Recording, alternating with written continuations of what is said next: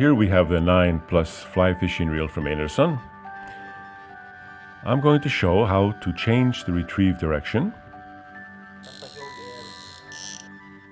This reel is set for left-hand retrieving, and I'm going to reverse it for right-hand retrieving. We begin by removing the spool nut, making sure that this and other parts are placed on a stable working surface. We take the spool off, which reveals the drag bolt, and we see that it is connected to the brake knob on the other side. This we need to take off.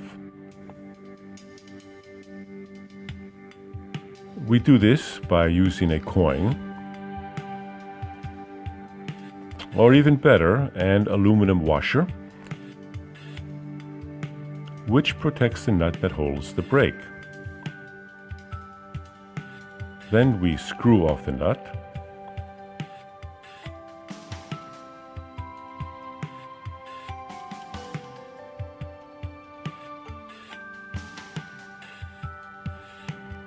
and remove the brake knob.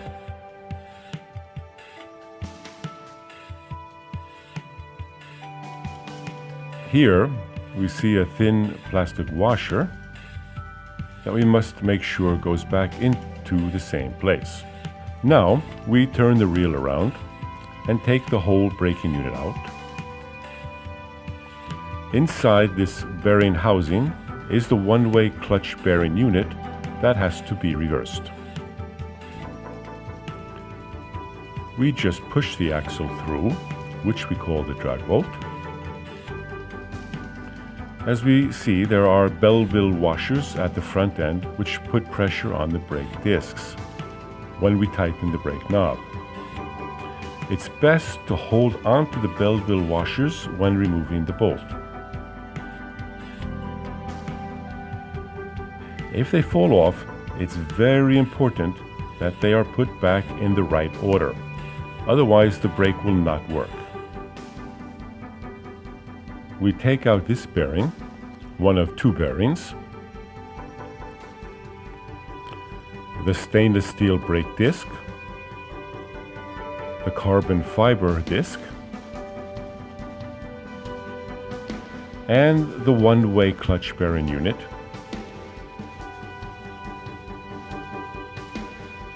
It is this bearing that we need to turn around 180 degrees.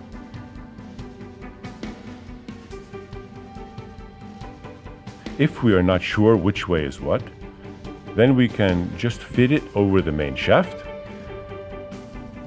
and we can see that turning it in this direction means it's ready for right-hand turning. It's locked for turning in the other direction. Then take it off the shaft and place it in like this.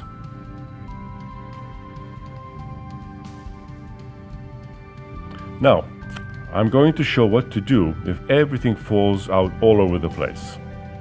This is the main bearing, the stainless steel brake discs, carbon fiber disc, the one-way clutch bearing unit, the unit that we are reversing.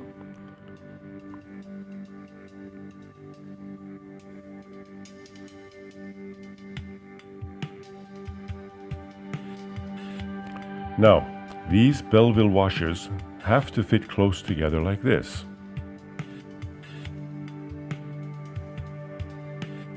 Not like this, or like this,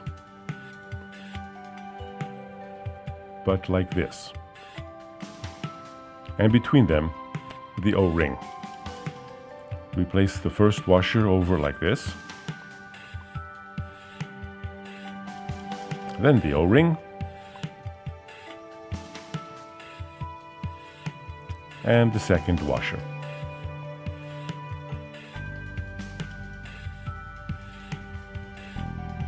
As you see, these are the brake discs. The larger one goes in first.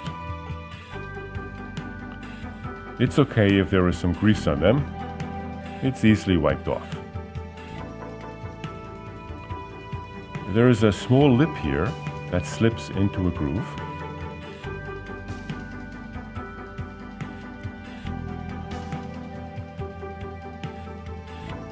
You can use a pen to move it into place.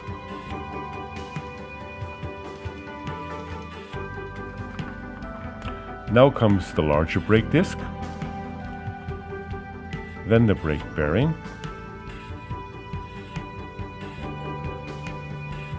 and since we're setting up the reel for right-hand retrieving, we test it to make sure. Here it turns freely to the right and doesn't move in the other direction, which means it brakes in that direction.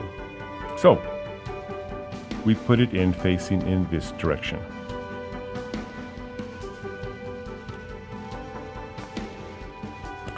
Then comes the smaller carbon fiber disc, and then the smaller brake disc, which also has a lip that slips into the groove. Next comes the main bearing.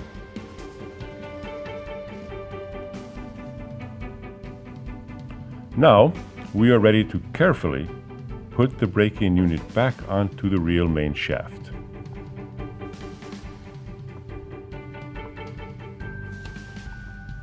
Next comes the drag bolt that goes all the way through. We need to turn it slightly so it fits properly. We can feel when it slips into place.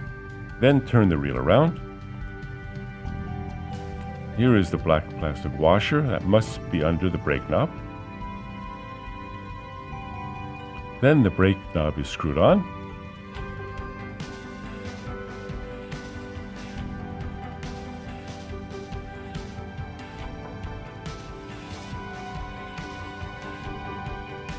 Put the spool on, and then the spool nut that holds it in place. Don't tighten too much, just enough so that it fits nicely. Now we zero set the brake.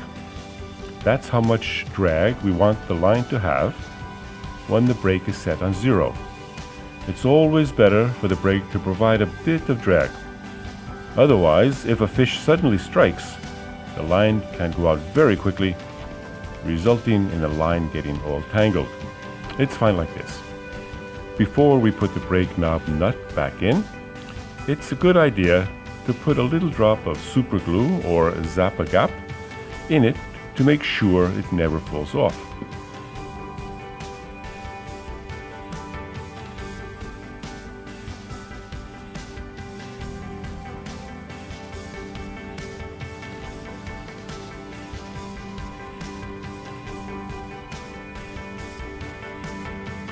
We tighten the nut with the aluminum washer so it touches the brake knob. We then make sure that the movement is correct by rotating the reel. Then finish tightening and just slightly turn the screw in the other direction.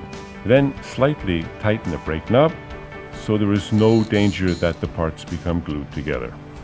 It takes about 10 minutes for the glue to dry. Now it's just a matter of cleaning and shining the reel before handing it over to the customer.